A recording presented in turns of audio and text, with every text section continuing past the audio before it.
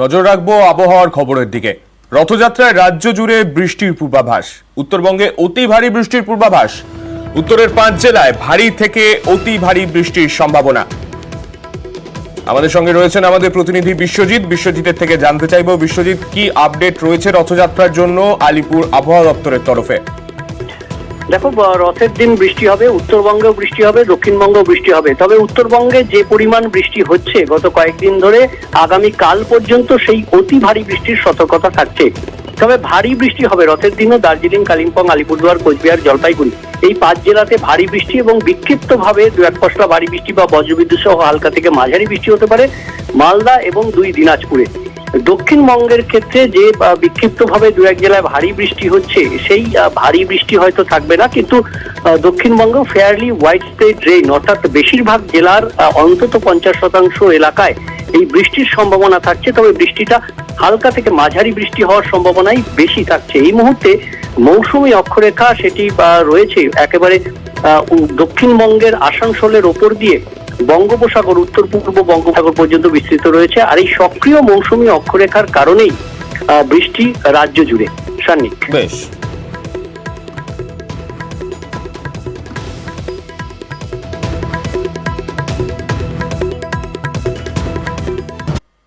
রাস্তা যেন পুকুর, ফেলা হলো মাছ ধরার জাল, চলল নৌকা। বেহাল রাস্তার বিরুদ্ধে প্রতীকী প্রতিবাদ, অভিনব প্রতিবাদ দেখলো মুর্শিদাবাদের কাবিলপুর এবং দক্ষিণ 24 পরগনার নামখানা।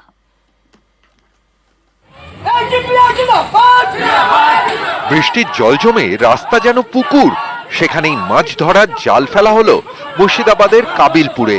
রাস্তার জমা জলেই চলল নৌকা, রাস্তাতেই তৈরি পুকুর ঘাট, জামা কাপড় কাচলেন গ্রামবাসীরা। কেউ আবার রাস্তার জমা জলে ছিপ ফেললেন। বৃহস্পতিবার সকালে রাস্তার দাবিতে প্রতীকী প্রতিবাদ মুর্শিদাবাদের সাগরদিঘির কাবিলপুরে। এই রাস্তা নিয়ে পুরো দমে চক্রান্ত চলছে। এখানে এর আগেও বলেছে যে হ্যাঁ, এখানে পিডব্লিউডি হয়ে গেছে। আমরা গিয়েছি সাগরদিঘিতে, বিডিও অফিসের কাছে গিয়ে বিডিওর সঙ্গে বসেছি। বিডিও সাহেব বলেছেন না, এরকম কোনো পিডব্লিউ হয়নি। বেহাল রাস্তার ছবি দক্ষিণ 24 পরগনার নামখানায়।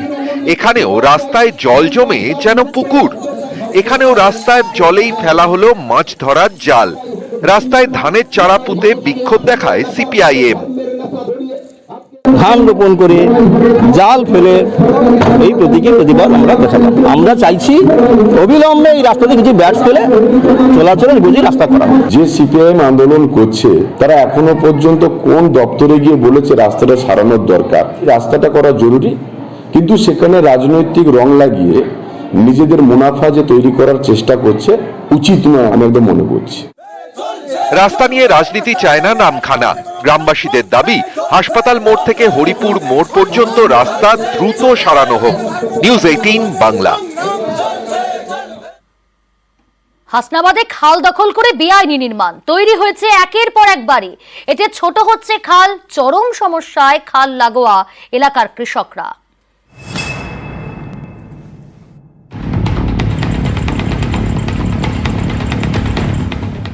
উত্তর 24 পরগনার হাসনাবাদ, এখানকার মুরারিশা গ্রাম পঞ্চায়েতের পাশ দিয়ে বয়ে গিয়েছে চালতাবেড়িয়া খাল। এই খাল এলাকার জল নিকাশির বড় ভরসা। আবার খালের জলে অনেকে চাষ করেন, এমন গুরুত্বপূর্ণ খালই দখল হয়ে যাচ্ছে। এই দেখুন, খালের বুকে কংক্রিটের কাঠামো, তৈরি হচ্ছে বাড়ি।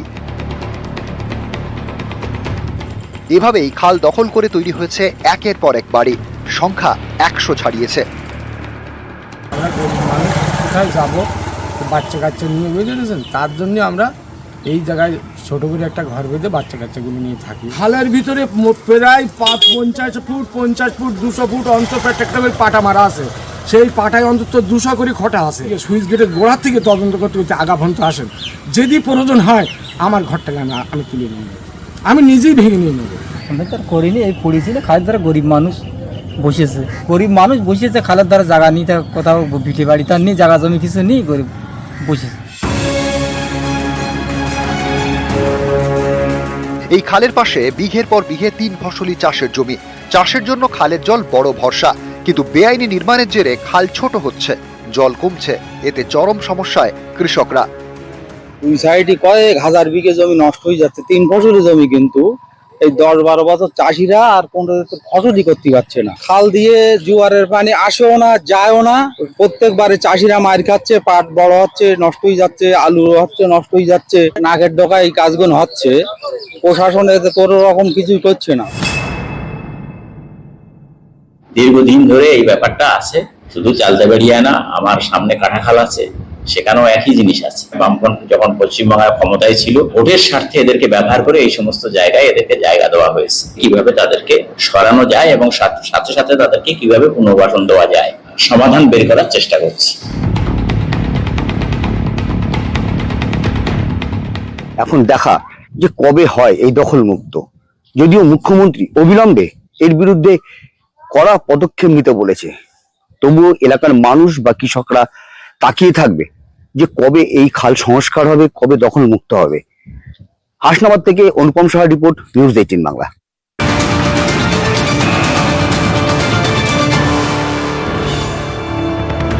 বেপরোয়া লুটপাটের ছক বানচাল, লেক অ্যাভিনিউয়ে বাড়িতে হানা সশস্ত্র ডাকাত দলের, 2 সাকরেতকে নিয়ে চড়াও বাড়ির পরিচারক। রৌনক রয়েছে আমাদের প্রতিনিধি। রৌনক, কিভাবে এই ছক বানচাল হলো, কি জানা যাচ্ছে? দেখো, গতকাল রাত্রে লেক এভিনিউর অন্তর্গত একটি বাড়িতে সেই বাড়ির যে সাফাই কর্মী তিনি এবং 2 জনকে সঙ্গে নিয়ে লুটপাটের চেষ্টা করেন, এবং যখনই বাড়ির যারা দেখতে পায় এবং সঙ্গে সঙ্গে বাধা দিতে গেলেই তাদেরকে উদ্দেশ্য করে কিন্তু 1 রাউন্ড গুলি চালায় তারা। ইতিমধ্যে তাদেরকে লালবাজার গুন্ডা দমন শাখার তরফ থেকে গ্রেফতার করা হয়েছে 3 জনকেই, যেটা জানা যাচ্ছে 3 জনেই ভিন রাজ্যের বাসিন্দা। যে যা উদ্দেশ্য ছিল বাড়ি লুটপাট করার এবং ডাকাতি করবার একটা উদ্দেশ্য ছিল, কিন্তু তাদের কাছে কি করে অস্ত্র আসলো সেটা নিয়ে কিন্তু একটা প্রশ্ন উঠছে। সেই কারণেই পুরো বিষয়টি এখনো তদন্তের মধ্যে রয়েছে। ইতিমধ্যে 3 জনকে কিন্তু গ্রেফতার করা হয়েছে। প্রিয়াঙ্কা, ধন্যবাদ। হাহাকারের মধ্যেই হাতরাসে রাহুল, আলিগড় হয়ে হাতরাসে রাহুল। স্বজনহারা পরিবারের সঙ্গে দেখা লোকসভার বিরোধী দলনেতার। হাসপাতালে গিয়ে জখমদের সঙ্গেও সাক্ষাতের সম্ভাবনা। মঙ্গলবার ধর্মীয় অনুষ্ঠানে পদপিষ্ট হয়ে 121 জনের মৃত্যু হয়েছে। যোগী রাজ্যের বিপর্যয়, রাজনৈতিক তরজার মধ্যেই হাতরাসে রাহুল গান্ধী।